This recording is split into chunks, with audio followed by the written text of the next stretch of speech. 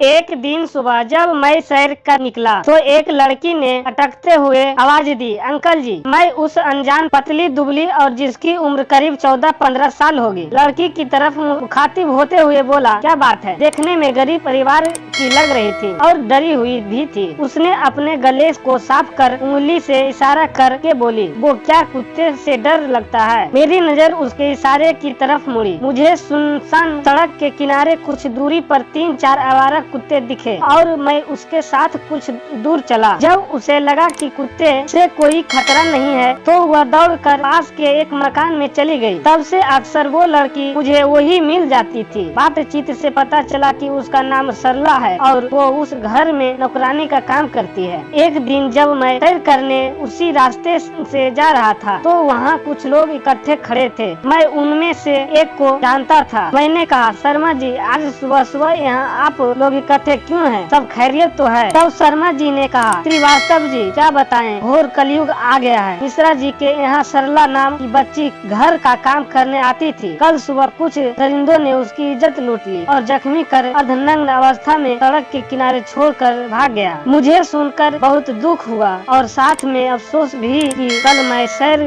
करने क्यों नहीं आया था। मुझे शर्मा जी से ही पता चला कि सरला का इलाज सिविल अस्पताल में चल रहा है। मैं भागता हुआ उसके पास पहुंचा। मुझे देखकर उसने बिखरते हुए कहा, अंकल जी, आप मुझे कल सुबह क्यों नहीं मिले? जब वे कुत्ते मुझ पर झपटे तो मुझे आपकी याद आ रही थी और वह जब दरिंदे मुझे अर्धचेतन अवस्था में छोड़कर भाग गए तो मेरे मन में इच्छा मृत्यु की कामना उठ रही थी कि काश सच में गली के कुत्तों कल मुझे नोच खाते तो कितना अच्छा होता। उसकी बात को सुनने के बाद मेरी आंखों में आंसू आ गया, पर उसको देने के लिए मेरे पास संतावना के शब्द भी नहीं। दोस्तों, ये कहानी अच्छा लगा हो तो वीडियो को लाइक और चैनल को सब्सक्राइब कर लीजिएगा।